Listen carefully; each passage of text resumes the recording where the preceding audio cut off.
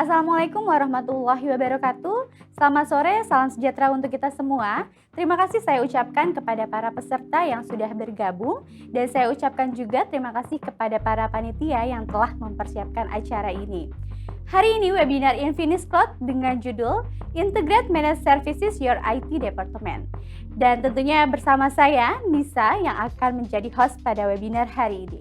Tentunya saya tidak sendirian, saya akan dengan dua narasumber kita hari ini, yaitu Pak Agusto dari Sales Engineer Infinis Cloud dan Ibu Rina Dwi sebagai Head of Tech dari Netpolitan. Baik, selanjutnya saya ingatkan kepada para peserta, nantinya ada giveaway senilai 500.000 untuk 5 orang pemenang setelah pertanyaan dilakukan ya. Oke, selanjutnya mungkin sudah tidak sabar lagi nih untuk mendengarkan materi dari speaker pertama kita. Sudah siap Pak Agusto? Oke, Pak Agusto, waktu dan tempat saya persilahkan.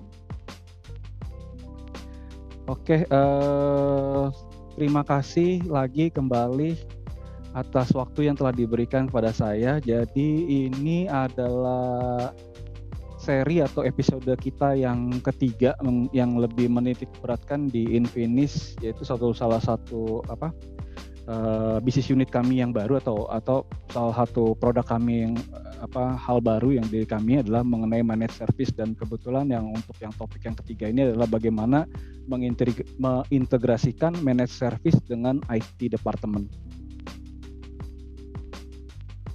Oke, saya masuk ke yang slide kedua.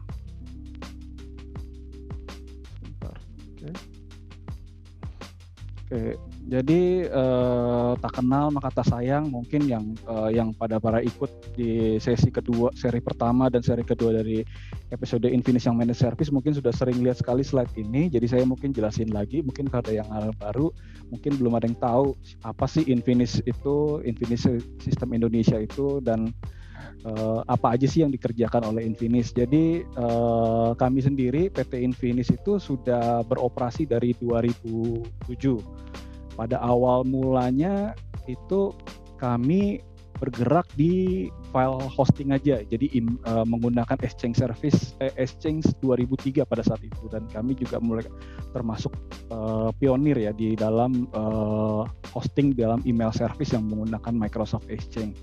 Dan setelah itu begitu waktu berjalan sampai tahun 2021 ini, kami juga menambahkan beberapa pilar-pilar penting di dalam kami, nggak cuma menggunakan email service, tapi kita juga menambahkan beberapa pilar, contohnya yaitu adalah infrastruktur as service, yaitu ya mungkin salah satu contohnya adalah cloud server yang sekarang digunakan. Habis itu ada platform as service, itu adalah misalnya adalah email service ya, misalnya kayak Office 365 atau Google Suite, dan produk-produk lainnya akan kami tambahkan juga di dalam layanan kami. Dan juga ada backup as service dan beberapa produk-produk lain lainnya. Produk-produk lainnya itu bisa contohnya bisa jadi domain atau web hosting. Jadi kita selalu menambahkan paket-paket yang bisa membantu klien supaya biar bisa move to the cloud biar lebih cepat. Jadi itulah beberapa paket yang kami tambahkan. Dan untuk mensupport dari bisnis dari cloud computing ini sendiri, kami itu memiliki 2 data center yang ada saat ini masih ada di Jakarta, yaitu ada di Duren 3 dan CBN. Dan habis itu untuk koneksinya sendiri kami menggunakan local bandwidth, yaitu di OpenEXP dan EX itu di 10 Gbps, dan international bandwidth-nya adalah di 600 Mbps. Nah, untuk semua solusi yang kami itu memberikan garansi warranty uptime sebesar 99,5%.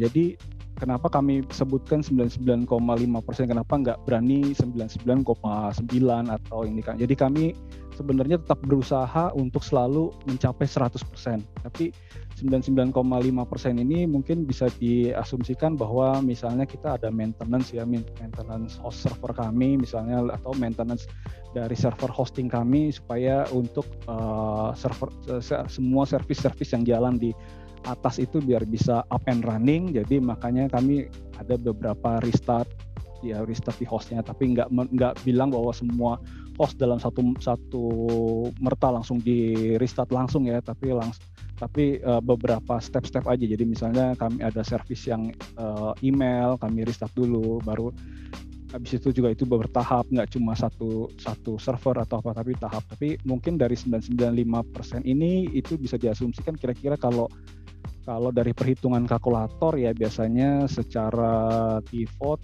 secara sebulan itu kira-kira mungkin down-nya sekitar 2 atau 3 jam lah kira-kira gitu. Tapi tidak menutup kemungkinan untuk lebih dari itu karena kita selalu berusaha untuk mencapai lebih dari 99,5%. Seperti itu. Oke, slide kedua adalah infrastruktur as service. Seperti tadi kami sebut bilang bahwa pilar-pilar kami salah satu adalah infrastruktur as a service. Nah, di sini Bapak Ibu mungkin bisa lihat ada gambar 4 pilar di sana, yaitu Cloud Kilat, mungkin yang udah sering dengar ya. Jadi di website sering ada bilang Cloud Kilat. Nah, itu apa sih? Nah, itu Cloud Kilat itu lebih ke kami spesifikasi kepada UKM, dan habis itu VM yang atau virtual machine yang di dalam Cloud Kilat itu biasanya hanya menggunakan menggunakan Linux ya saat ini, hanya menggunakan Linux seperti CentOS, Ubuntu dan segala varian Linux lainnya, dan itu full di manage oleh si kliennya sendiri.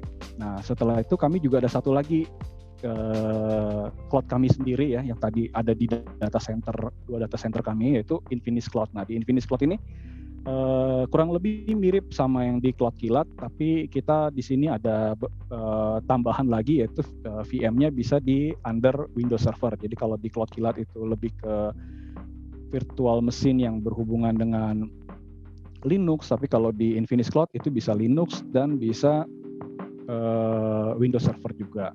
Nah, kita merasa bahwa selama ini bahwa apa yang telah kami tingkatkan di Infinis Cloud dan di Cloud Kilat itu mungkin ada beberapa teknologi-teknologi baru yang perlu kita update ya. Makanya kita juga berpartner pada 2 partner besar ya di dalam cloud computing yang secara Gartner itu cukup besar ya, yaitu Azure ya di Microsoft, dan habis itu AWS. Jadi saat ini ya kami baru berpartner di Azure dan AWS saja. Memang sekarang ada perusahaan-perusahaan cloud computing yang besar juga seperti Alibaba dan lainnya, tapi untuk sampai di tahun ini itu kami mencoba untuk berkomitmen untuk berpartner dengan Azure dan AWS dulu. Dan untuk yang OS-nya seperti tadi itu kita bisa menggunakan Windows Server, Ubuntu, CentOS, FreeBSD atau varian-varian Linux lainnya.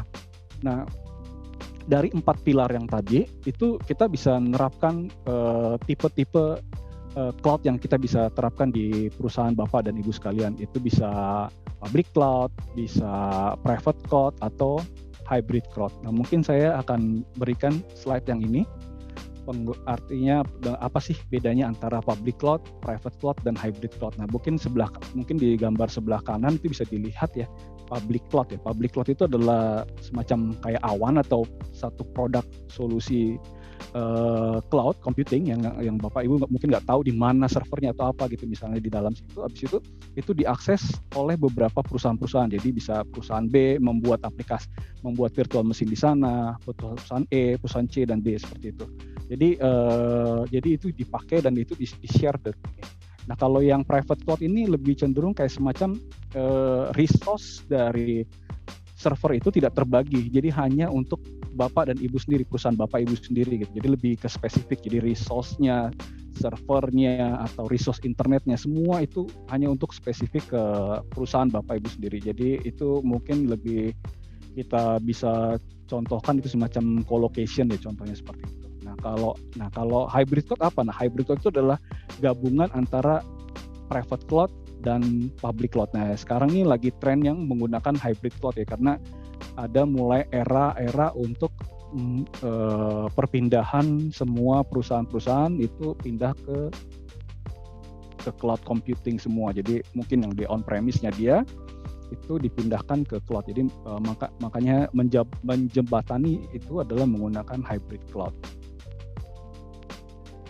Oke, nah ini kita layanan Infinis juga yang salah satunya yaitu software as service. Ini kita punya 3, yaitu Microsoft 365, Google Workspace, dan situ email. Nah, di dalam kata di sini situ email itu menggunakan mail exchange. Seperti tadi kita di perkenalan saya sebelumnya, saya sebutkan bahwa Infinis itu dari 2007 sudah menjadi pionir untuk di Microsoft email hosting.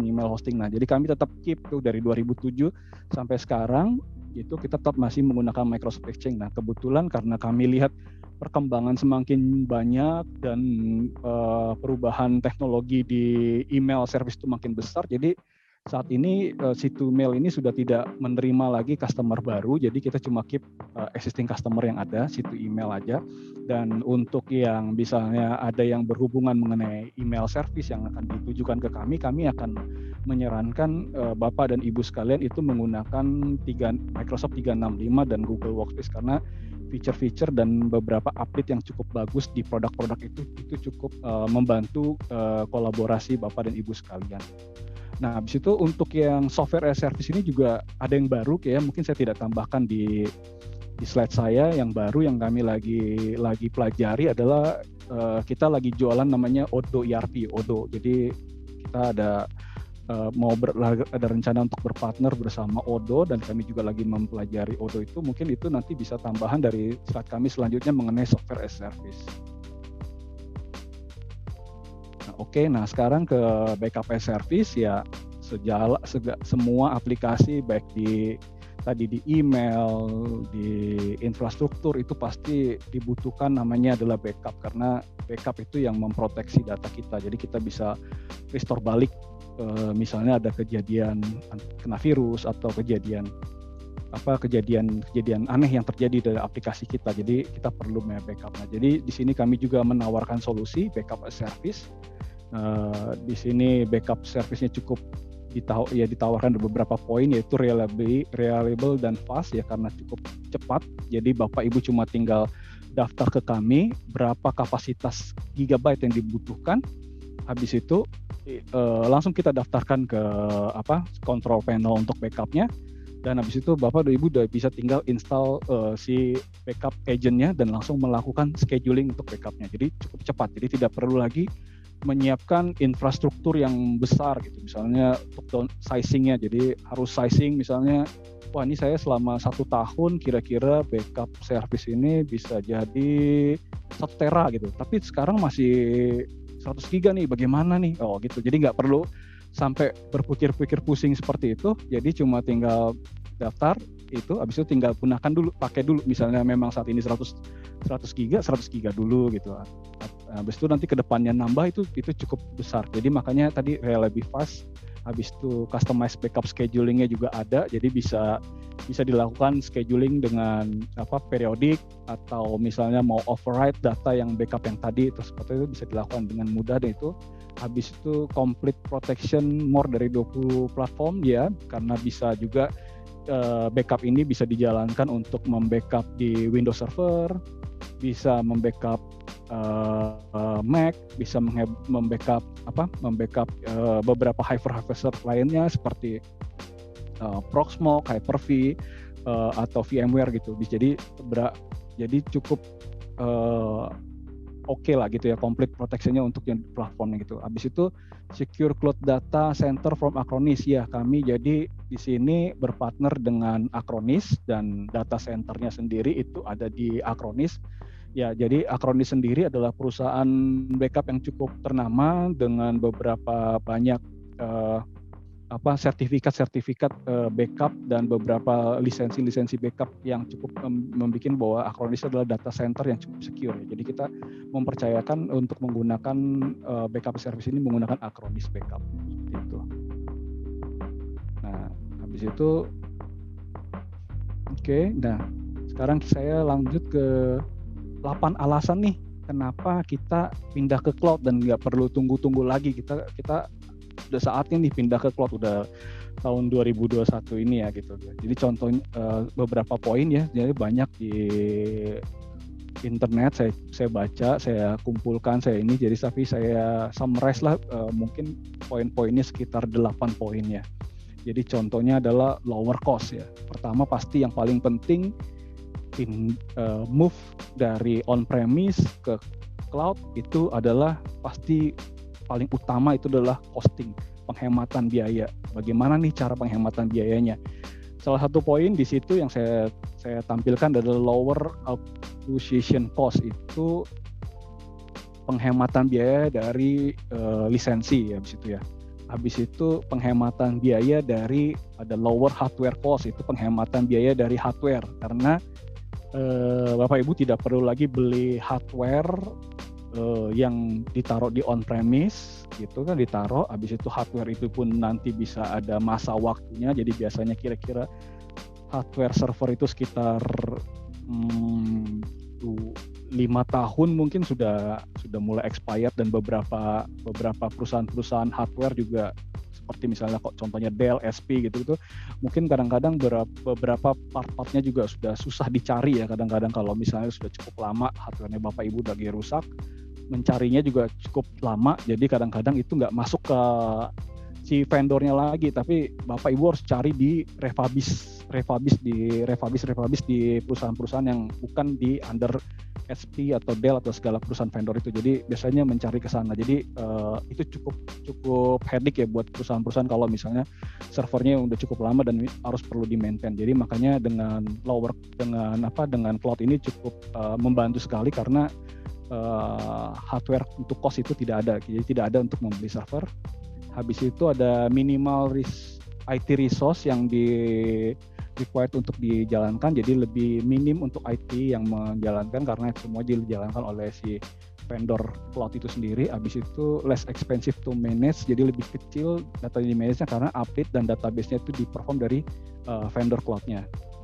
Oke, nah habis itu salah satu mengenai yang paling poin utama, lower cost ya. Jadi kalau misalnya Bapak Ibu lagi mau ngasih hal ke bagian finance atau bos gitu ya, misalnya kenapa nih kita harus pindah ke cloud ya, mungkin salah satunya adalah poin pertama yang kita bisa kasih adalah lower cost yang poin-poin ini gitu.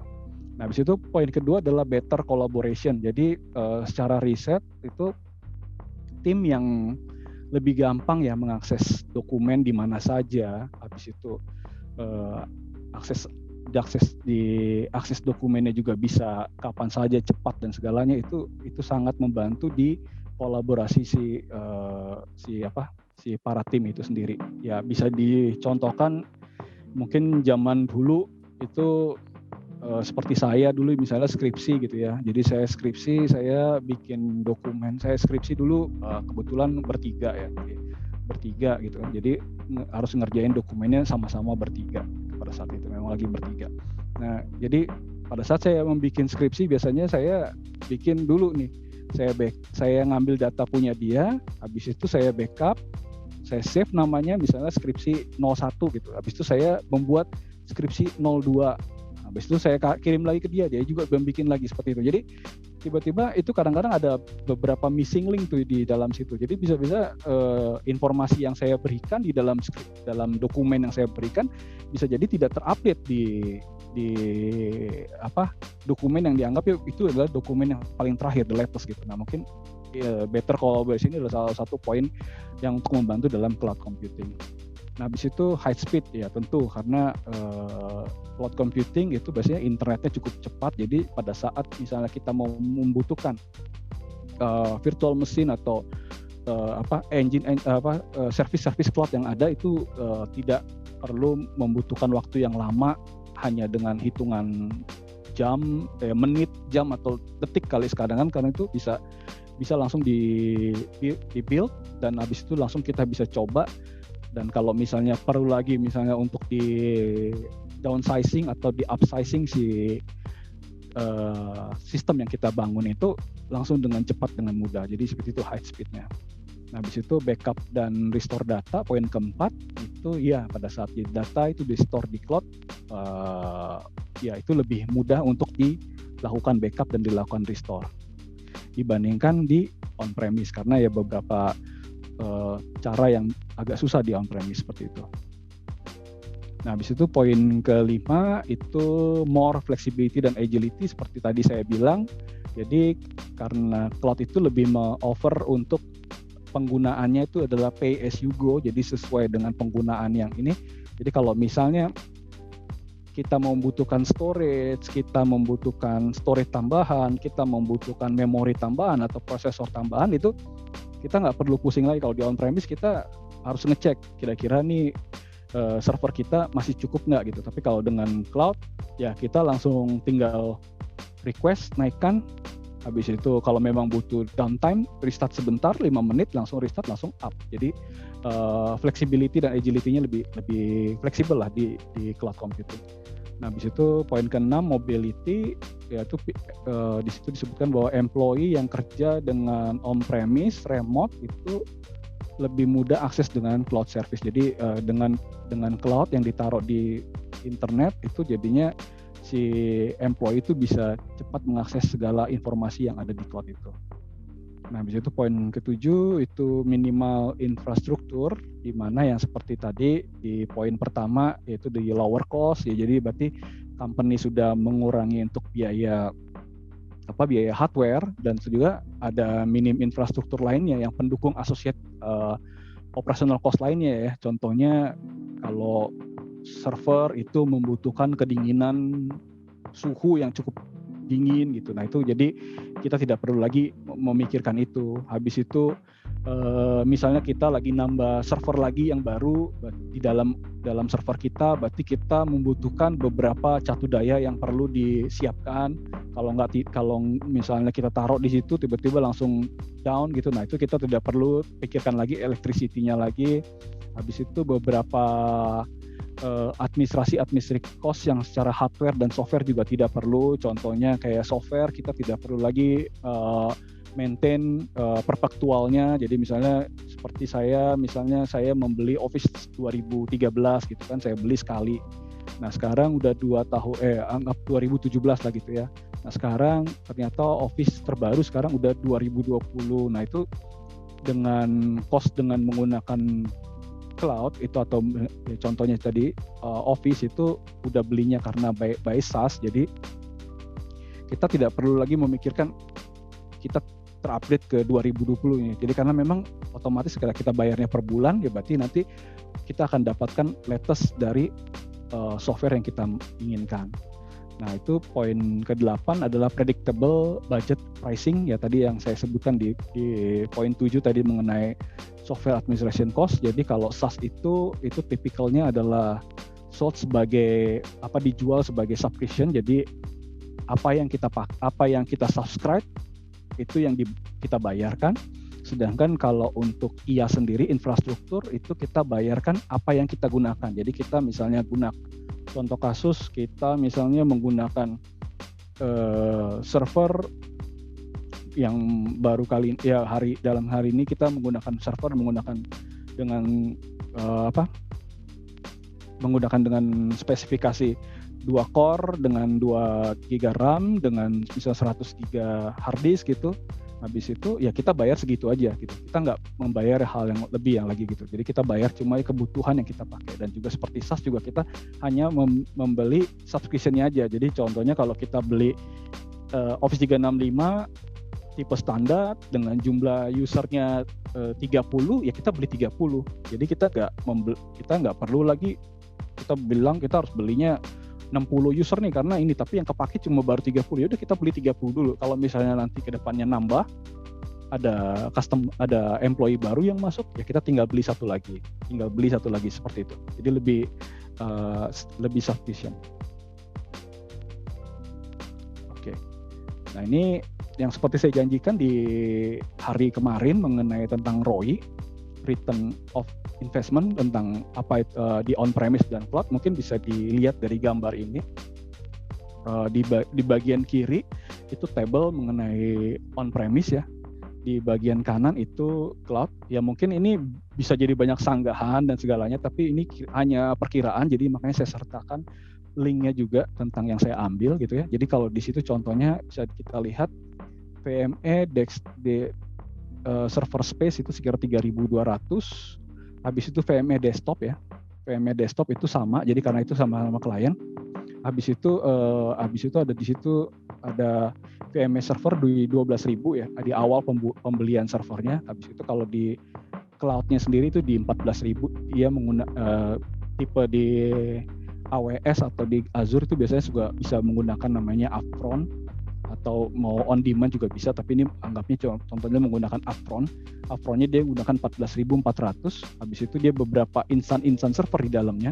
Insan itu contohnya adalah tadi di situ adalah EC2 large, AWS-nya storage-nya berapa, dan ini itu sekitar range segitu. Nah, itu ternyata kalau di total harga yang di sebelah kiri itu adalah 296,328 ya.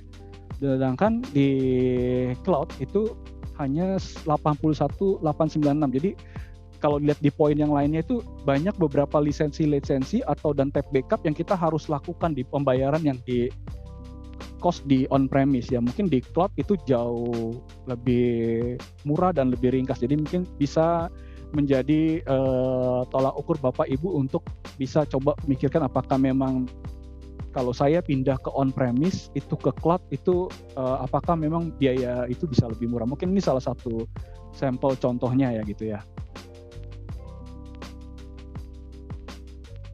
Nah, habis itu ini saya tambahkan lagi yang lagi tren yang kemarin saya lagi bicara sama beberapa teman-teman saya di perusahaan lain-lainnya mengenai monolithic dan microservice. Jadi kenapa saya bring up slide ini gitu ya? Karena sebelumnya saya tidak pernah bring up slide ini.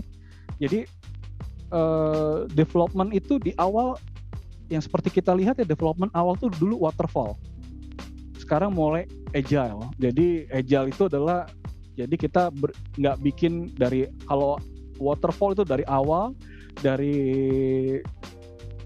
perkiraan bagaimana ini sampai aplikasi itu selesai.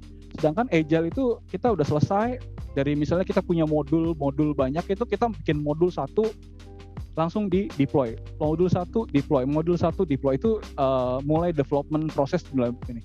Habis itu mulai tren yang sekarang adalah menggunakan DevOps.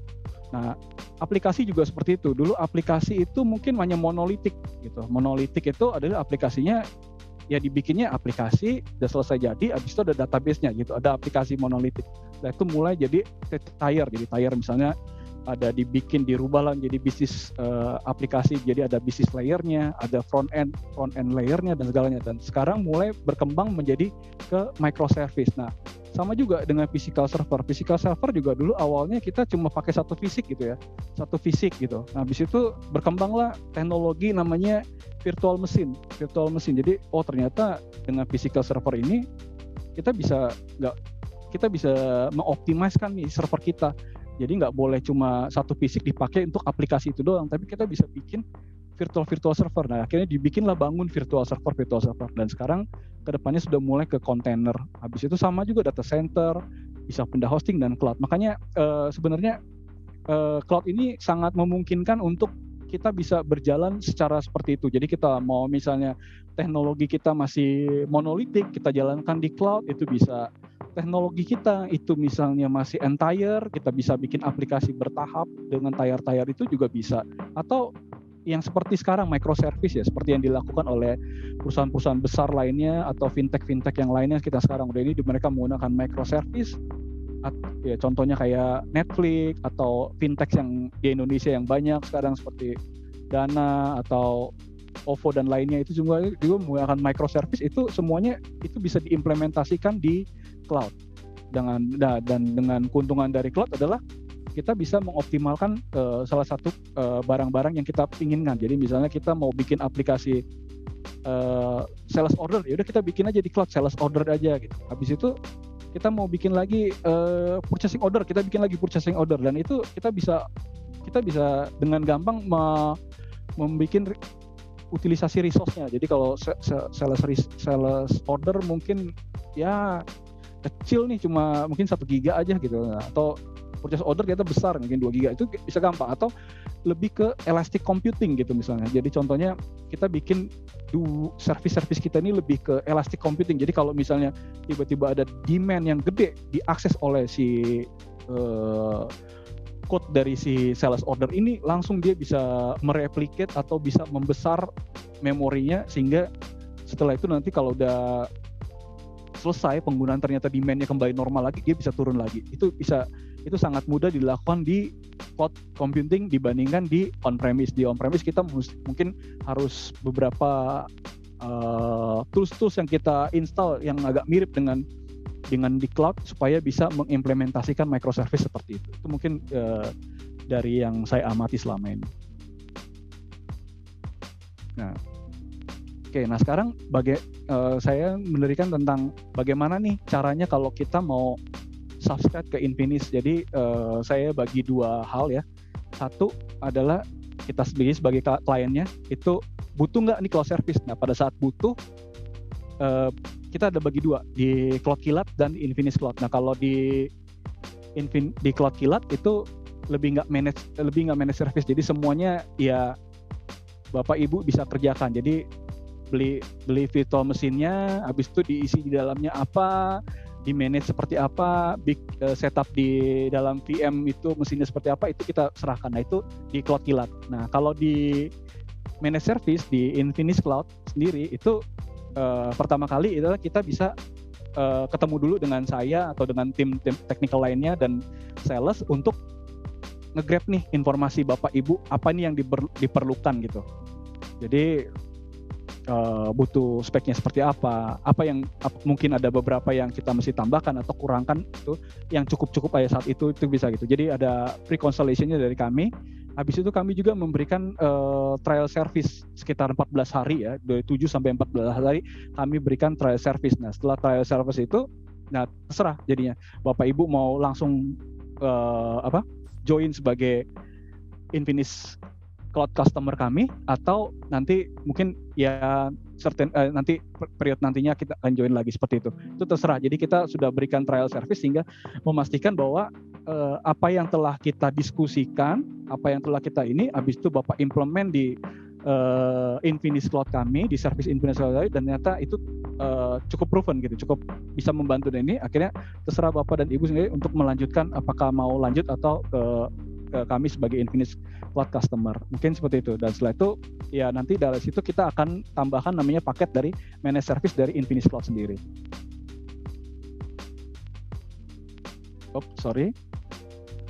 Nah, dari tadi saya sebutin nih terus apa kata-kata dari awal slide sampai sekarang selalu ada sebut-sebut apa tuh managed service. Tapi apa sih managed service itu sendiri? Nah, managed service itu adalah layanan cloud terkelola ya, dengan kontrol sebagian seluruhnya atau dari platform dari klien kami. Habis itu termasuk apa yang kita lakukan, yaitu termasuk dari migrasi, pemeliharaan dan pengoptimalan. Jadi dengan menggunakan penyedia cloud yang terkelola ini dapat memastikan sumber daya cloud-nya bisa berjalan efisien. Jadi semacam kayak outsourcing ya. Jadi Bapak Ibu itu mempunyai infrastruktur cloud, habis itu selain di manage oleh Bapak Ibu juga dibantu oleh kami untuk maintain-nya, untuk melakukan maintenance. Habis itu bisa misalnya ada tahap untuk migrasi juga kita bantukan untuk migrasinya.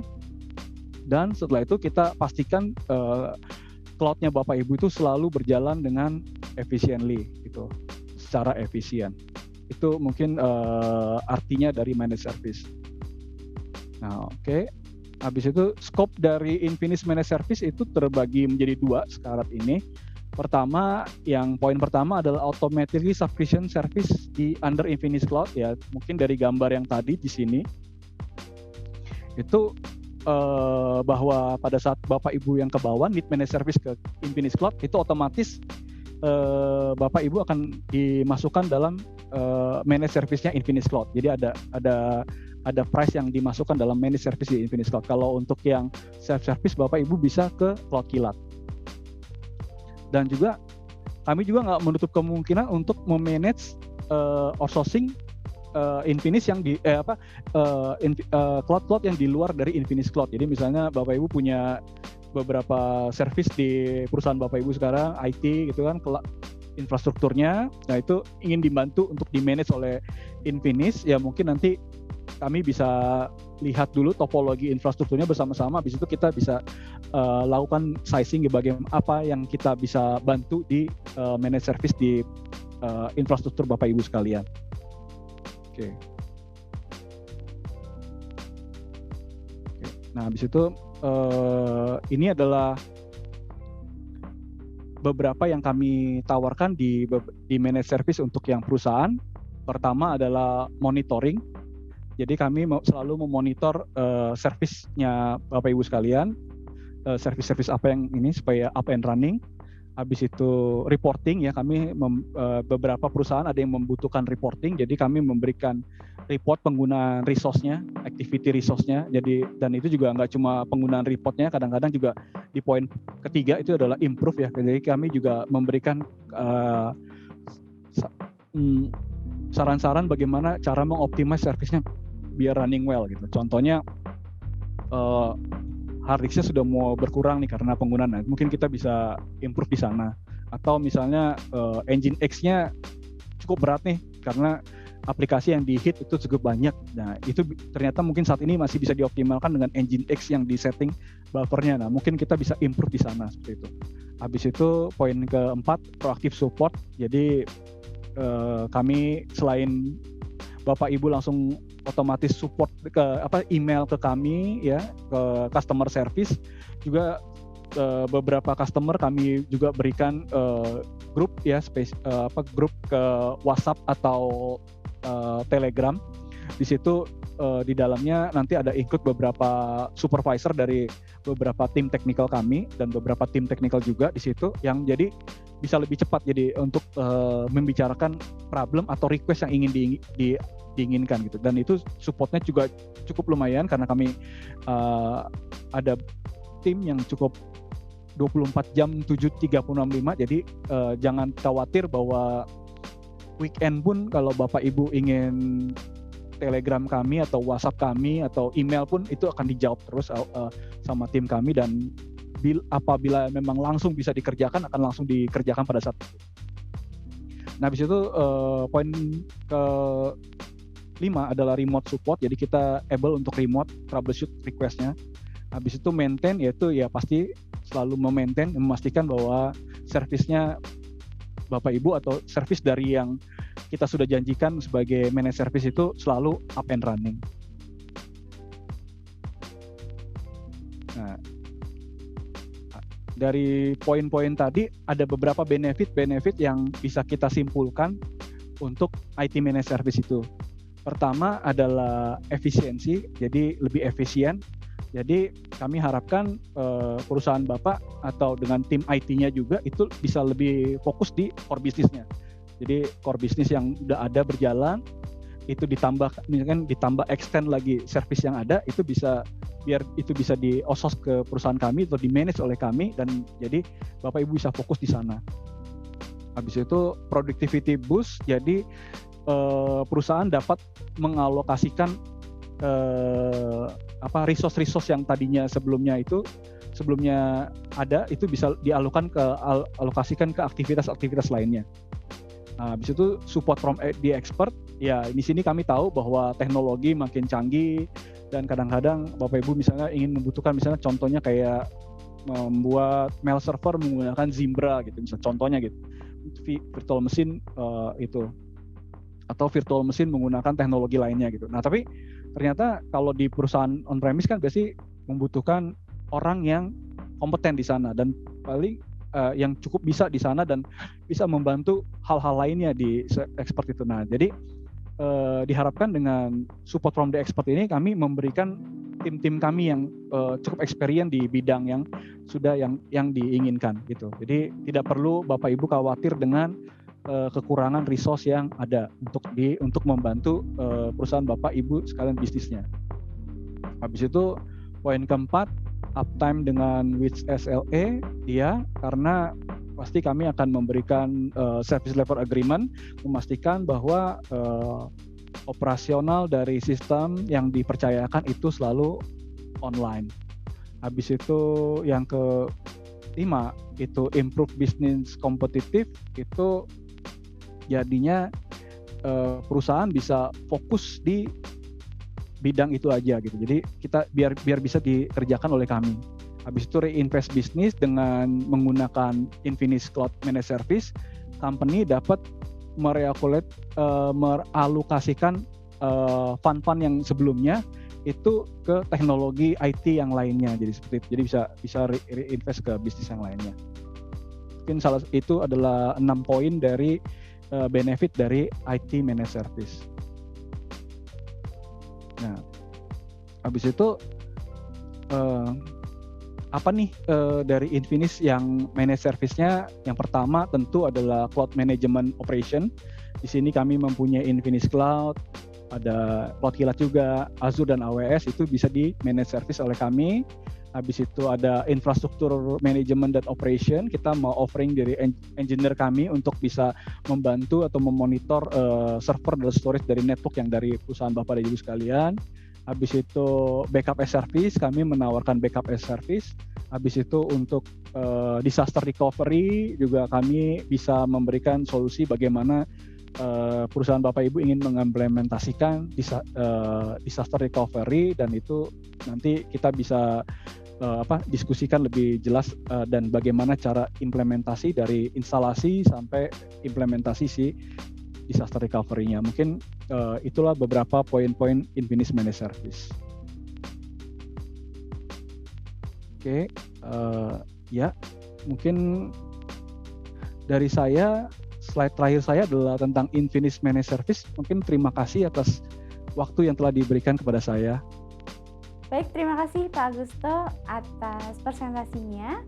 Mungkin untuk selanjutnya, saya ingin mengingatkan kembali kepada para peserta untuk like, comment, and subscribe sosial media Infinis Cloud yang tentunya sangat up to date.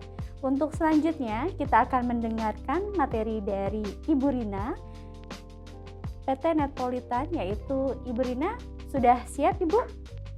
Ya, sudah siap, Mbak. Oke, Ibu Rina sudah siap ya? Mungkin ya. Untuk waktu dan tempat, saya persilahkan.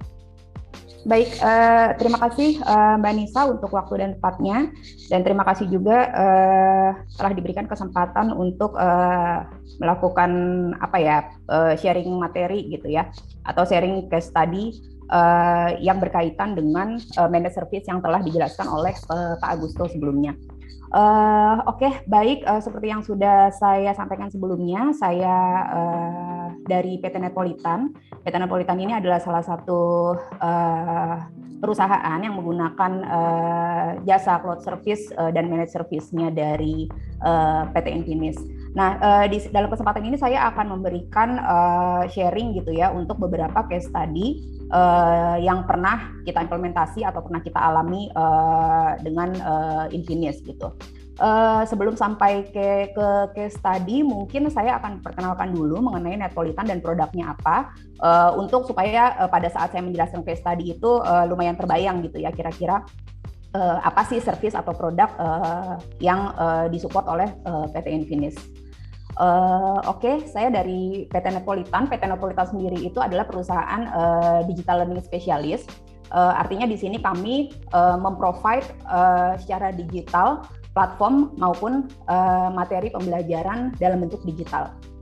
Netpolitan sendiri sudah berdiri sejak tahun 1998, tapi kalau untuk fokus ke learning systemnya sendiri, kami mulai di 2003 dan sampai sekarang. Mungkin di sini bisa dibaca sekilas kira-kira progres atau apa saja yang sudah kami develop semenjak tahun 2003.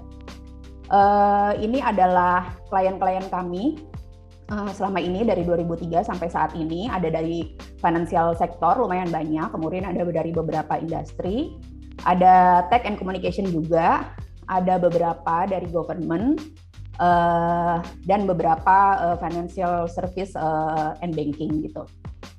Nah, untuk produknya sendiri, kami ada dua tipe produk. Yang pertama adalah LMS, Learning Management System. Kita punya 3 produk di sini, ada SumTotal, Persipio, dan Savoa.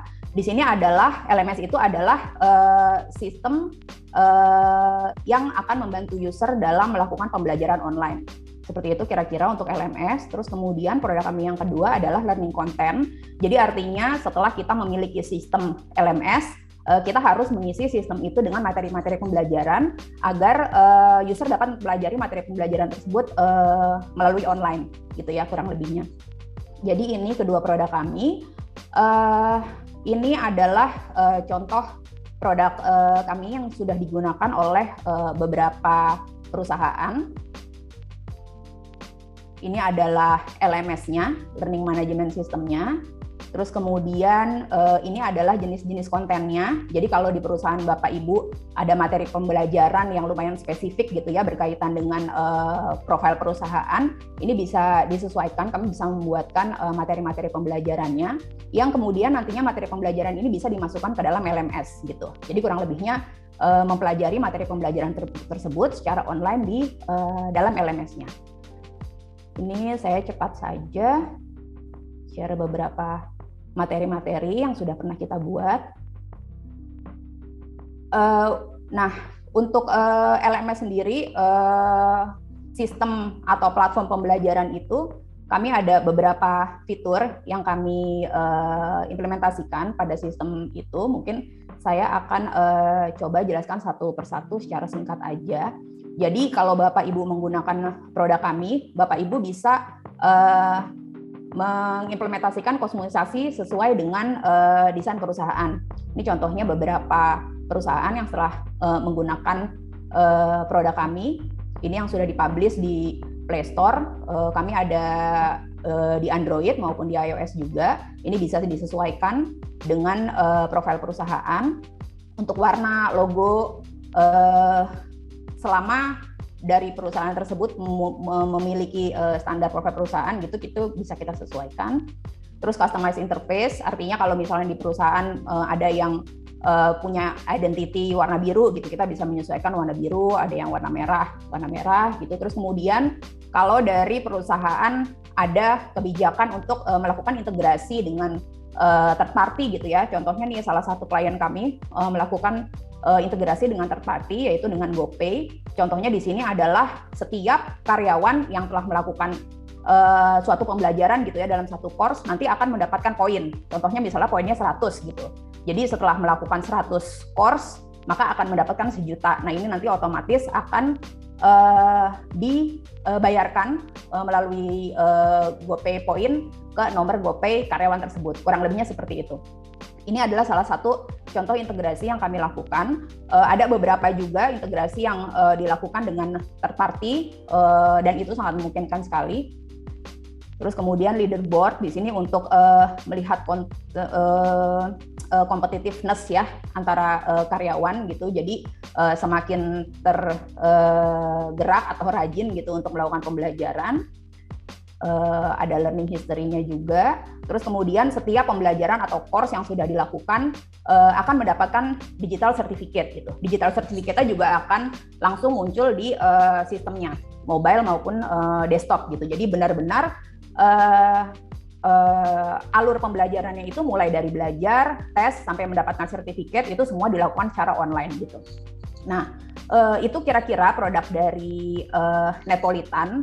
Nah, dari yang saya jelaskan ini mungkin udah kebayang gitu ya, karena ini kita ada versi desktop, ada versi Android dan iOS, jadi udah kebayang seberapa pentingnya gitu ya cloud service dan cloud server bagi kami gitu. Makanya ini untuk beberapa perusahaan kami sudah menggunakan Infinis. Mungkin akan saya share setelah ini case study yang pernah kami temukan selama kami menggunakan cloud service dan managed service dari Infinis. Mungkin beberapa informasi atau data yang akan saya sampaikan itu hanya simulasi gitu ya. Mungkin spek atau angka-angka hanya berupa simulasi karena informasi-informasi tersebut bersifat rahasia, jadi saya tidak bisa buka secara penuh gitu. Oke, saya akan langsung masuk ke case study seperti yang sudah disampaikan Pak Agusto sebelumnya.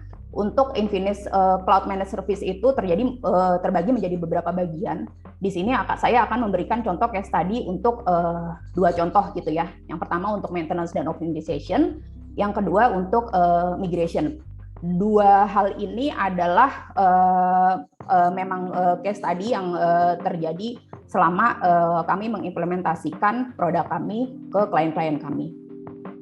Oke, untuk case study yang pertama itu, jadi dalam sesi pembelajaran itu dalam satu perusahaan biasanya akan ada satu kursus gitu ya atau certification yang diwajibkan. Contohnya misalnya certification untuk finance for non-finance gitu. Jadi seluruh karyawan itu harus melakukan pembelajaran tersebut, itu merupakan kewajiban gitu. Nah, ketika suatu kursus menjadi suatu kewajiban, maka akan ada satu fase di mana seluruh user tuh akan mengakses server dalam waktu yang bersamaan, lebih tinggi daripada waktu normal gitu. Anggaplah dalam satu perusahaan ada 12.000 user, dalam waktu normal itu concurrent usernya ada sekitar 1.200 gitu. Tapi begitu ada kursus yang diwajibkan, maka terjadi peak, yaitu concurrent usernya bisa jadi mungkin 300%-nya gitu, atau 3 kali lipatnya menjadi 3.600 gitu. Nah, sebelum kita mengimplementasikan peak season ini, biasanya kita mempelajari dulu dan melakukan benchmarking dulu untuk memastikan pada saat peak season itu sistem tidak down gitu ya. Jadi biasanya memang ada 2 hal yang kami pastikan. Pertama dari servernya sendiri, dari cloud servernya. Kedua adalah dari aplikasinya. Kebetulan karena kami PT Netpolitan kita fokus di aplikasinya, maka kita butuh satu partner gitu ya, atau support untuk mendukung kita di bagian infrastruktur atau servernya gitu. Maka dari itu kami di sini cukup banyak dibantu oleh tim Infinis untuk dari sisi infrastruktur dan servernya. Jadi ini sebagai contoh aja. Sebagai contoh ini kita biasanya ada 2 server, yaitu pertama adalah server database, yang kedua adalah server aplikasi. Jadi sebelum terjadinya peak season ini, kita mesti cek dulu nih, kita melakukan benchmarking di kedua server ini. Apakah pada saat kita benchmark yang tadinya normalnya 1.200 user, kita benchmark ke 3.600 user, ini apakah akan terjadi down gitu, dan kalau pada saat terjadi down, ini kira-kira server yang mana yang terjadi down gitu. Ini saya cerita case study-nya yang memang terjadi. Jadi pada waktu itu kita dibantu oleh tim Infinis, tim teknis dan expertnya. Kami dibantu untuk melakukan benchmarking untuk kedua server ini.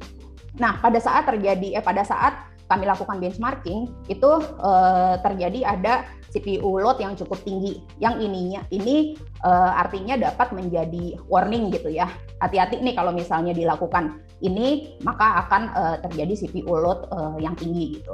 Nah, di sini kita bisa temukan CPU load-nya itu ternyata ada di mana? Oh, ternyata ada di server yang nomor 1 gitu. Maka kita harus review nih, server yang nomor 1 ini harus diapakan gitu. Apakah pertama speknya harus dinaikkan, atau kedua bisa ada option lainnya, yaitu optimisasi untuk query-nya gitu. Jadi query-query yang nggak perlu itu bisa di take out atau disimplify gitu ya. Nah, dari sini, dari data-data ini yang juga disupport oleh tim Infinis, pada waktu itu kami melihat, ini kita nggak perlu naikin spek server nih. Kita bisa lakukan activate slow query log. Artinya query-query yang pada saat dites itu persentasenya tinggi, itu bisa kita lakukan slow query log. Terus kemudian kita lakukan query optimization gitu. Sehingga summary-nya adalah spek servernya itu masih bisa handle traffic selama optimisasinya itu dilakukan gitu. Nah, informasi-informasi dan data-data seperti ini yang saat itu memang kami butuhkan gitu ya, dan memang dibantu secara sepenuhnya oleh tim Infinis gitu. Jadi di sini saya sangat merasakan benefit-benefit yang tadi udah sempat disebutkan sama Pak Augusto, benefit-benefit apa aja. Nah, ini kami rasakan gitu ya di sini. Ini contoh case study yang pertama. Terus saya akan lanjut ke case study yang kedua. Case study yang kedua itu adalah migration. Sebenarnya aplikasi kami itu sudah mengimplementasi agile gitu ya, seperti yang disebutin tadi sempat dipresentasikan. Cuma memang pada jangka waktu tertentu, beberapa tahun sekali kita akan review platform kita, dan ketika dibutuhkan untuk implementasi platform yang baru karena harus ngikutin teknologi gitu ya, kami juga melakukan upgrade ke platform yang baru. Nah, di proses migrasi ini, ketika terjadi migrasi ke new platform dengan klien kita yang cukup banyak gitu ya, kami butuh satu formasi untuk migrasi gitu ya, artinya seperti pemindahan server, terus flow migrasinya seperti apa gitu. Itu kita sangat butuh bantuan juga dari tim infra supportnya Infinis gitu. Jadi kalau yang kami lakukan itu, yang sudah kami implementasikan dan sudah selesai ini, untuk contohnya untuk migrasi adalah Jadi pada saat sebelum migrasi ini production server nyala nih.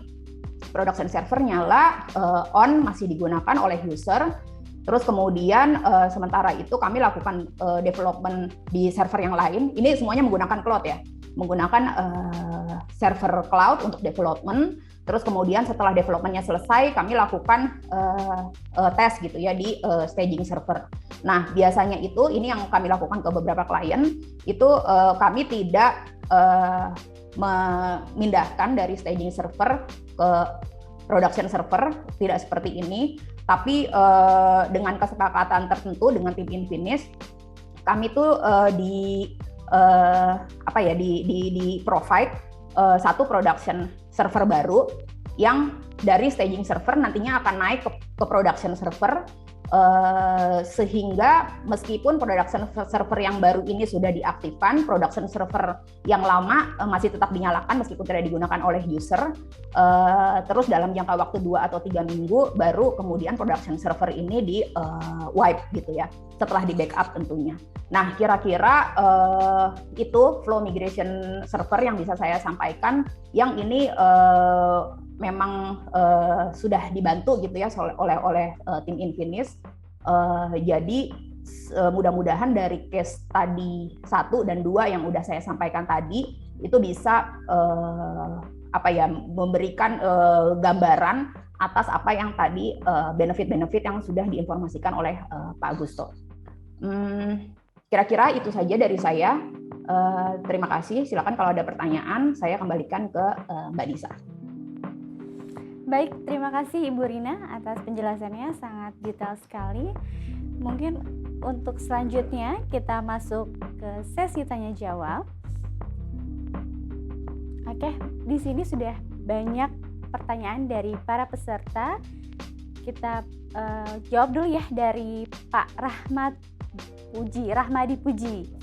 Oke, bagaimana menerapkan backup as a service atau yang biasa disebut BaaS untuk perusahaan yang tetap menginginkan backup fisik atas data yang kami cloudkan tersebut? Ada nggak flow best practice-nya untuk migrasi atau transformasi dari on-premise ke cloud? Dimulai dari mana dan perhitungan budgetingnya seperti apa?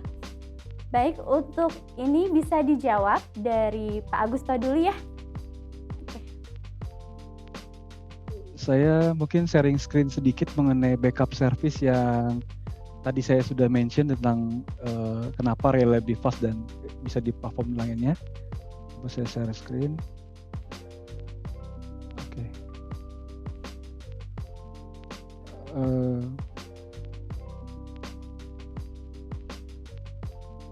Sudah kelihatan di sana tampilan Acronis ya? Halo? Pasti, Nisa? Ya, backup service mungkin Bapak Ibu udah bisa lihat di sini saya menggunakan Acronis ya, kebetulan yang kayak yang tadi disebutkan backup service. Jadi yang kita ini adalah beberapa device yang bisa ditambahkan di ini. Bisa dilihat di sini ada Windows, bisa ada multiple device ya. Contohnya misalnya ada ini. Ada Windows, ada Mac, ada server beberapa Linux dan beberapa virtual host lainnya yang bisa di ini. Nah, jadi yang dilakukan dulu untuk backup itu adalah kita install agent aja di dalam backup itu. Habis itu pertama yang jelas adalah masuk ke Infinis. Habis itu sebutkan berapa jumlah kapasitas storage yang dibutuhkan. Misalnya tadi biasanya di awal biasanya di antara 50 atau 100 giga kalau nggak salah template dari tim sales kami nanti bisa memberikan ini di awalnya, atau kenaikan per tiap berapa giganya nanti ada harganya juga. Jadi contohnya misalnya tadi 100 giga gitu ya. 100 giga itu adalah storage-nya aja. Sisanya Bapak dan Ibu bisa nge-backup apa aja gitu. Mau backup file atau mau backup klien dari misalnya kayak laptop saya di sini itu bisa juga laptop saya juga saya backup gitu. Jadi saya bisa backup laptop saya sehingga kalau ada apa-apa saya bisa restore. Atau juga membackup seperti kayak gambar di sebelah kiri ini adalah Office 365, atau mungkin bisa ada tambah juga kalau misalnya di G Suite ada G Suite juga gitu. Atau tadi VM atau virtual machine atau SQL atau apapun. Jadi Bapak Ibu tidak memerlukan menginstal si Acronis ini, tools backup Acronis ini di virtual machine atau di cloud kami. Ini hanya kami akan create-kan satu account di Acronis console untuk bisa akses. Habis itu sudah didapatkan storage yang diperlukan. Habis itu nanti udah tinggal bisa melakukan schedule untuk melakukan backup yang diinginkan. Nah, misalnya kalau tadi server virtual mesin yang lainnya yang mesti di ini, Bapak Ibu tinggal install aja agent yang dibutuhin. Jadi tinggal install di agent situ, nanti ke-detect sama si Acronis control panelnya Bapak Ibu, habis itu langsung udah siap melakukan backup. Itu jadi kalau backupnya mungkin kalau untuk backup mungkin ini yang saya bisa berikan. Jadi kalau misalnya nanti ada kebutuhan lainnya, kalau mau lebih jelas detail mengenai tentang backup, bisa hubungi tim sales kami, nanti bisa kita demokan yang lebih spesifik lagi backupnya seperti apa gitu, kita bisa jelasin lagi. Tapi mungkin saat ini ya mungkin baru ini aja saya bisa presentasikan. Nah, habis itu kalau untuk yang move to the cloud itu ada banyak cara gitu ya. Jadi bisa pakai yang baru, fresh. Ya, contohnya beberapa klien kami juga fresh, ada juga itu bisa misalnya adalah dia create VM-nya baru di server virtual machine, habis itu nanti kebutuhan komponen-komponen apa yang dibutuhkan, misalnya web servernya, database-nya diinstal semua baru, fresh new, karena pengen fresh new itu bisa. Habis itu udah tinggal move aja ke cloud. Nah, nanti tinggal ya mungkin kebutuhan di awal mungkin yang kecil dulu, 2 GB RAM, pokoknya spesifikasi yang umum dulu mungkin saat ini karena belum tahu spesifikasi beratnya, ya oke, bisa, nggak ada masalah. Jadi bisa di ini. Atau bisa juga menggunakan Azure atau bisa menggunakan tools dari Azure atau AWS. Jadi bisa menggunakan namanya kayak, kalau nggak salah sih semacam kayak disaster juga toolsnya, seperti Azure Copy gitu. Jadi semua informasi VM-nya Bapak Ibu itu bisa dikopikan sama si AWS atau Azure itu. Nanti setelah VM-nya sudah jalan semua, tinggal di-up. Dan aplikasi yang ada sama semua di VM-nya Bapak Ibu itu sama dengan yang di cloud computing-nya. Nah, sisanya tinggal tergantung dari Bapak Ibu sekarang jadinya. Nanti tinggal domainnya tinggal mau mengarah mana, mengarah ke on-premise atau ke cloud yang computing. Itu untuk migrasinya. Mungkin itu dulu yang saya bisa sampaikan saat ini. Terima kasih. Terima kasih Pak Agusto atas jawabannya. Mungkin kita lanjut ke pertanyaan selanjutnya. Di sini pertanyaan dari Pak Denny Rizky. Yang pertama ada 2 pertanyaan ya, untuk Pak Agusto dan Ibu Rina. Untuk yang Pak Agusto saya bacakan. Izin bertanya Pak Agusto terkait solusi backup as a service yang sudah support untuk cloud platform, apakah support juga untuk on-premise? Serta saat perusahaan sudah migrasi full ke cloud, apakah di sisi perusahaan perlu diadakan peningkatan dari sisi bandwidth internetnya, Pak? Mohon dijawab, Pak Agusto. Ya, oke. Nah, jadi cloud yang tadi saya demoin tadi, tampilan itu bisa diinstal mau di on-premise atau di cloud-nya Bapak Ibu sekalian. Jadi bisa. Jadi karena itu berhubungan dengan agent-nya. Selama agent-nya bisa dia diakses oleh si control panel si backup-nya, itu nanti dia akan bisa melakukan scheduling backup sesuai dengan Bapak Ibu ingin lakukan. Jadi mau on-premise dan public itu bisa. Habis itu untuk peningkatan bandwidth, ya mungkin ada peningkatan bandwidth yang perlu dilakukan, itu tergantung dari seberapa rentan aplikasinya Bapak Ibu. Jadi kalau misalnya dari kebetulan kalau cuma aplikasi web dan segalanya, mungkin dengan kapasitas bandwidth yang sekarang di handphone itu masih bisa, ya nggak ada masalah gitu. Kalau misalnya mau diakses di ini. Tapi kalau perusahaan mau mengakses ke sana, mungkin ya nanti bisa dilihat dulu berapa penggunaan bandwidthnya. Jadi misalnya sekarang di 30 Mbps, ya mungkin bisa dinaikkan seperti itu. Jadi pasti akan ada peningkatan bandwidth yang mesti ditambahkan. Cuma ya kalau bedanya antara Infinis Cloud dan Azure dan AWS, ya mungkin Azure dan AWS kebetulan saat ini masih ada di di luar Indonesia, jadi masih ada paling dekat adalah di Singapura. Berarti kebutuhan internet untuk yang international bandwidth itu mungkin cukup lebih besar dibandingkan lokal bandwidthnya. Nah, sedangkan kalau Infinis Cloud itu karena data centernya ada di Indonesia, ada di Jakarta, berarti kebutuhan bandwidth yang dibutuhkan lebih besar di local bandwidthnya. Mungkin Bapak Ibu bisa request sama ISP-nya untuk menambahkan local internet bandwidth yang di perusahaan Bapak Ibu sekalian. Mungkin itu yang bisa saya tambahkan. Oke, baik. Terima kasih Pak Agusto. Dan selanjutnya pertanyaan untuk Ibu Rina. Terkait proses migrasi dari existing ke new platform yang sudah dijelaskan tadi, apakah dalam implementasinya mengalami kendala-kendala? Mohon dijawab, Ibu Rina. Ya, terima kasih Mbak Nisa dan terima kasih Pak Denny Rizky untuk pertanyaannya. Jadi syukurnya pada waktu implementasi atau deployment itu kami minim kendala ya, karena sebelumnya kami sendiri sudah melakukan testing bukan cuma sekali 2 kali, tapi mungkin bisa sampai 10 atau belasan kali untuk mengetes skrip migrasi yang sudah kami bangun gitu. Jadi saran saya sih pada waktu mau melakukan migrasi ke new platform atau migrasi apapun itu ya, kita buat satu skrip untuk mengautomate migrasinya, dan skrip itu benar-benar mesti dites secara terus-menerus untuk memastikan skripnya itu bisa berjalan lancar pada waktu deployment atau implementasi gitu.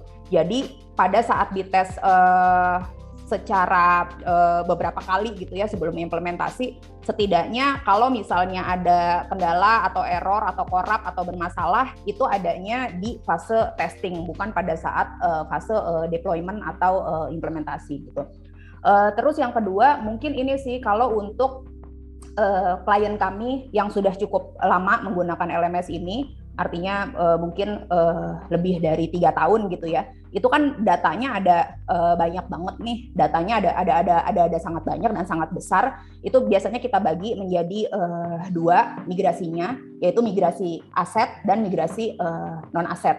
Jadi untuk data migrasi aset ini biasanya data statis ya, artinya data tidak bergerak. Migrasi non aset ini adalah ya migrasi selain data-data statis gitu. Jadi dibagi aja menjadi 2 bagian, mungkin bisa dilakukan yang statis dulu, terus kemudian baru dilakukan migrasi untuk yang non statis atau non aset gitu. Karena biasanya relationship datanya ini adanya yang di non aset kan gitu. Jadi kita lakukan yang aset dulu, terus kemudian baru kita lakukan yang non aset. Gitu aja sih dari saya. Terima kasih. Baik, terima kasih Ibu Rina atas penjelasannya.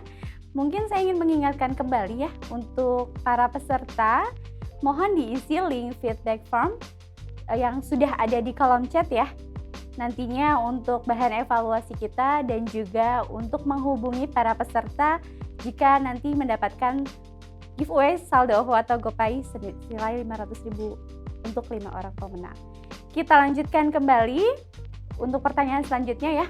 Dari Pak Danu Alfika Nugraha, seberapa amankah penyimpanan menggunakan cloud ini? Akhir-akhir ini sedang banyaknya kasus data yang bocor. Mungkin bisa dijawab dulu ya dari Pak Agusto. Nantinya juga mohon ada tanggapan dari Ibu Rina. Pak Agusto, saya persilahkan. Oke, kalau dibilang mengenai seberapa aman, sebenarnya data yang keluar atau data yang harusnya nggak boleh keluar dari perusahaan itu kebanyakan sebenarnya bukan masalah SOP prosedurnya, jadi misalnya infrastrukturnya bermasalah akhirnya bisa dicolong seperti itu, tapi lebih ke human resource-nya, jadi lebih ke internal ya. Jadi bisa jadi ya anggap seperti zaman dulu pernah ada satu perusahaan yang satu departemen habis ya di cut waktu itu ya, karena ternyata data itu dikopikan. Jadi sebenarnya tidak dari jangan ke infranya, tapi lebih banyak sebenarnya dari sisi internalnya dulu nih. Lebih banyak problemnya di internal sih. Jadi internalnya itu udah bener nggak gitu. Jadi nggak boleh. Ya, pada saat itu jadi akhirnya perusahaan itu dulu mengeluarkan teknologi thin client waktu itu zaman 2007 kalau nggak salah apa tuh. Jadi mengeluarkan thin client supaya satu departemen itu tidak boleh lagi mengkopikan USB itu. Jadi kalau saya bilang data cloud itu aman tidak aman, itu ya mungkin nanti berapa banyak kalau secara infrastruktur itu kami pastikan, dan habis itu juga kita bisa menambahkan beberapa peripheral yang bisa menghadangi oleh Trojan ya, jadi dari Trojan, dari hacker, jadi bisa ada namanya WAF, ada namanya firewall security dan segalanya, dan itu ada di update-nya, itu semua ada seperti itu. Habis itu kalau misalnya dari sisi kami juga Infinis yang memegang cloud computing, dan memang juga kami juga ada managed service pada saat untuk dibutuhkan SLA juga, supaya misalnya kami akses data ibu, memastikan bahwa kami tidak mengeluarkan data-data itu ke luar lain, itu juga kami bisa sertakan juga. Habis itu kalau misalnya untuk gimana kami mengakses VM-nya Bapak Ibu pada saat untuk melakukan managed service, itu juga kami juga biasanya tidak langsung meremote, kami tidak meminta izin, kami minta berikan sertakan URL authentication. Jadi dari URL authentication itu akan nantinya juga akan expire. Jadinya pada saat itu kami bisa akses, kami minta izin, langsung kami kasih URL-nya dan kami bisa akses. Setelah selesai, ya udah expired URL itu itu kita nggak bisa akses lagi. Jadi memang itu adalah spesifik virtual machine barangnya Ibu. Jadi yang saya ingin lebih tekankan sebenarnya bahwa kecurian data itu kebanyakan dari internal sih, banyakan gitu. Jadi kalau dari sisinya infrastruktur dan segalanya kita sudah bisa tambahkan peripheral struktur yang bisa diupdate untuk bisa menambah, untuk mengurangi jumlah akses yang bisa masuk ke perusahaan Bapak Ibu dalam di cloud computing-nya. Mungkin itu tambahan dari saya.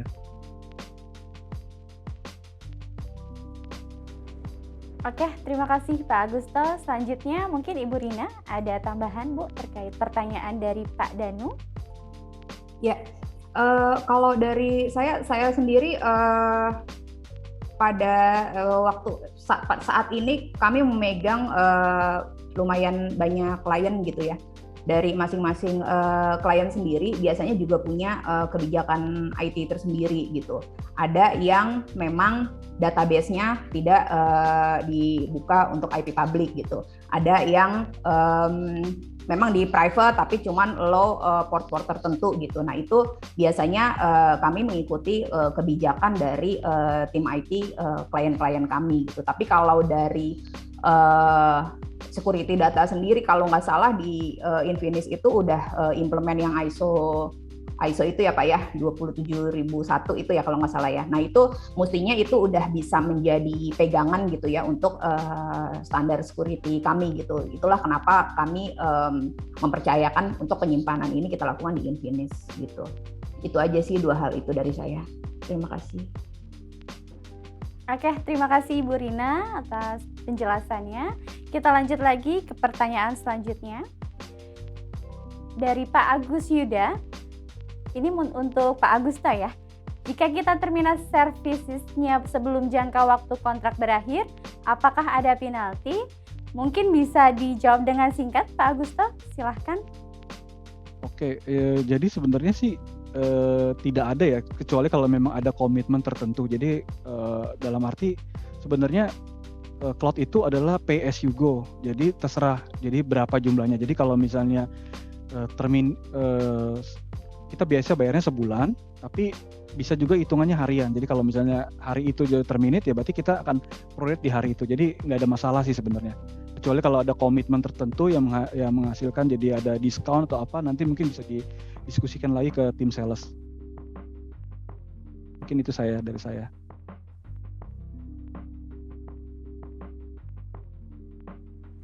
Oke, terima kasih Pak Agusto atas penjelasannya. Kita lanjut lagi ke pertanyaan selanjutnya dari Pak Bagas Rudi. Sesuai yang sudah Bapak jelaskan tadi, kira-kira ke depannya apakah tantangan yang mungkin muncul dari pengguna cloud platform ini? Selain tantangan security yang belakangan ini menjadi concern publik. Oke, Pak Agusto mohon dijawab. Ini saya kurang tahu jawabnya. Jadi mungkin pengguna ya bagaimana, kalau di saya sih lebih bagaimana kita mengoptimalisasi resource yang saya miliki gitu. Jadi kalau Bapak Ibu punya cloud computing dan diberikan resource cloud dari perusahaan, ya berarti bagaimana cara mengoptimalisasi si cloud itu gitu. Jadi bagaimana bisa menjadi benefit untuk tim perusahaan Bapak gitu. Karena memang dari sisi itu udah ketahuan. Jadi kalau misalnya contohnya misalnya saya implementasi SharePoint gitu kan. SharePoint itu adalah dokumen manajemen yang menghasilkan tidak jadi paperless gitu kan. Nah, jadi kalau misalnya SharePoint paperless itu ternyata masih paperless, artinya SharePoint ini tidak berguna, karena berarti pasti bisa dihitung nanti paperlessnya bagaimana seperti itu. Jadi saya sih lebih cenderung, ya saya sendiri belum tahu jawaban ke depannya gimana teknologi cloud seperti apa, tapi mungkin kalau dari sisi saya, ya bagaimana cloud itu bisa bikin lebih mudah dari perusahaan Bapak Ibu sekalian gitu. Jadi kalau misalnya Bapak Ibu udah punya resource, ya berarti gimana caranya bikin tools-tools lain yang bisa dengan ini ditaruh di cloud itu bisa mempermudah perusahaan Bapak Ibu bisa menjalankan bisnisnya. Mungkin itu aja sih. Baik, terima kasih Pak Agusto atas jawabannya. Untuk selanjutnya, pertanyaan dari Ibu Yena. Jikalau menggunakan cloud, apakah ada leveling security pada data-data perusahaan yang ada? Seperti misalnya ada data umum semua staf bisa mengakses dan ada data penting yang mana hanya orang tertentu yang bisa akses. Apakah penyimpannya dibedakan atau security-nya yang dibedakan berdasarkan data yang disimpan? Terima kasih. Mohon dijawab Pak Agusto, dan mungkin nanti Ibu Rina bisa menambahkan. Oke, ya kalau tadi dari Ibu Rina, kalau misalnya dalam sistem database, mungkin tadi dibilang tadi ya, jadi ada beberapa database yang dibuka di publik atau di umum, mungkin itu nanti bisa dibedakan dari sisi leveling dari physical storage-nya juga bisa. Tapi kalau mungkin lebih ke dokumen seperti itu, mungkin yang kita bisa tawarkan contohnya adalah ke Office 365 yang bisa menggunakan namanya OneDrive atau SharePoint ya. Di dalam OneDrive dan SharePoint itu administrator dari site itu bisa meleveling permission-nya. Jadi kalau misalnya kayak saya sekarang, saya ada bikin satu site untuk di Departemen Finance. Itu di sana mereka ada dokumen-dokumen penting yang hanya bisa dibuka oleh finance. Nah itu berarti ya udah hanya finance aja yang bisa buka, dan itu saya tidak, ya kalau di Office 365 saya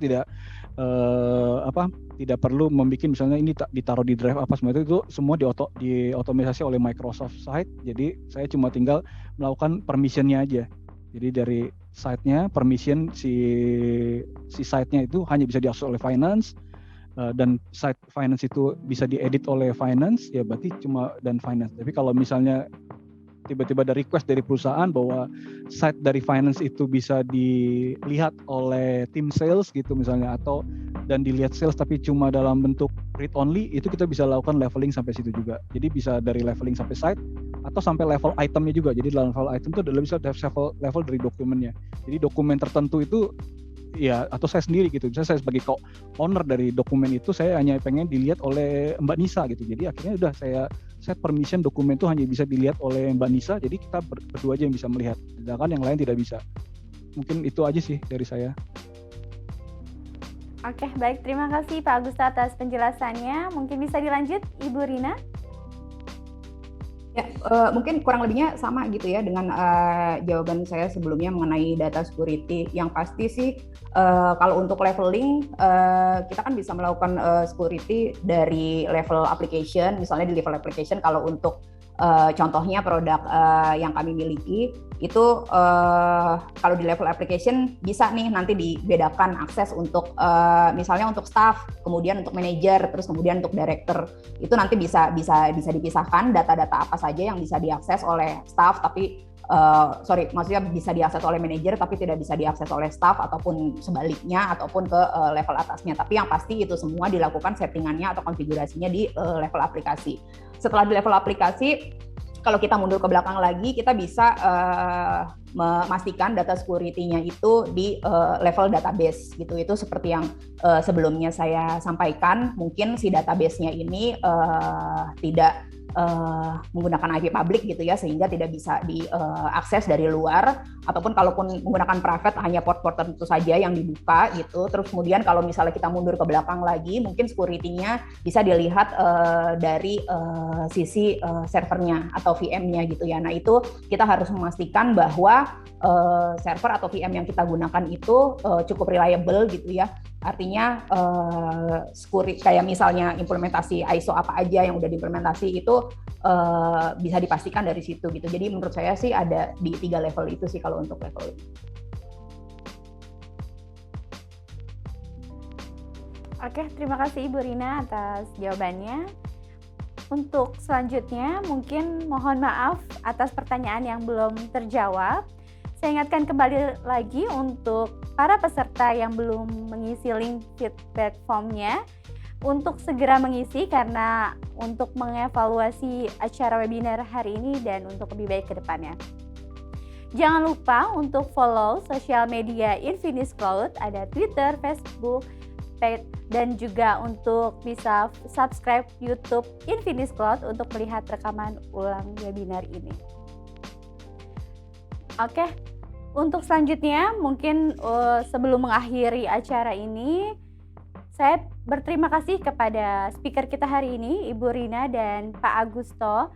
Sebelum saya penutup, bisa berikan closing statement dari Ibu Rina atau Pak Agusto?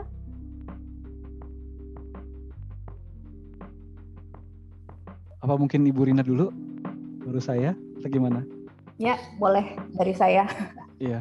Oke, terima kasih atas kesempatannya untuk saya bisa sharing ya beberapa hal yang mudah-mudahan bisa berguna untuk teman-teman di sini juga gitu. Karena ya siapa tahu dengan sharing yang tadi itu, kalau misalnya ada teman-teman yang mau melakukan migrasi gitu atau melakukan benchmarking gitu, itu bisa tergambar gitu ya seperti apa. Tapi yang pasti saya sendiri karena dari perusahaan kami fokusnya ke aplikasi, maka sebenarnya support dari Infinis ini sangat beneficial untuk kami, yaitu support dari sisi infra dan servernya, yang pastinya juga untuk managed service-nya sendiri gitu. Jadi saya sih rekomen gitu ya untuk teman-teman yang tidak memiliki dedicated resource untuk infra ataupun server untuk menggunakan layanan sejenis gitu ya untuk managed service ini, karena ini akan sangat membantu pada saat kita melakukan implementasi migrasi ataupun kegiatan operasional IT lainnya. Itu aja sih dari saya, Mbak Nisa dan Pak Gusto, silakan. Baik, terima kasih Ibu Rina.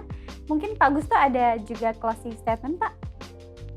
Oke, dari Bu Rina tadi cukup detail, jadi saya hanya menambahkan saja bahwa kami sendiri itu dari sisi infrastruktur itu pada saat tadi digambar disebutkan bahwa kita juga bisa berkonsultasi. Jadi Bapak Ibu tinggal feel free aja, langsung bisa kirim email ke sales nanti habis itu, atau langsung kontak dari customer service kami, nanti kami bisa hubungi Bapak Ibu langsung untuk konsultasi bagaimana infrastruktur yang ingin dibangun. Dan kebetulan juga kami juga memberikan tadi trial ya, jadi dipastikan bahwa pada saat nanti sistem yang sudah dipasang itu di trial itu cukup memuaskan, ya mungkin itu bisa jadi keputusan Bapak Ibu apakah ingin lanjut sebagai Infinis Cloud member kami, subscriber kami, atau mungkin nanti di lain waktu. Mungkin itu aja dari saya. Makasih. Baik, terima kasih. Saya ucapkan terima kasih kepada Pak Agusto dan Ibu Rina selaku speaker kita pada hari ini. Tentunya juga kepada para peserta dan para panitia. Saya Nisa sebagai host hari ini. Mohon maaf jika ada salah-salah kata. Wassalamualaikum warahmatullahi wabarakatuh. Selamat sore, salam sejahtera untuk kita semua.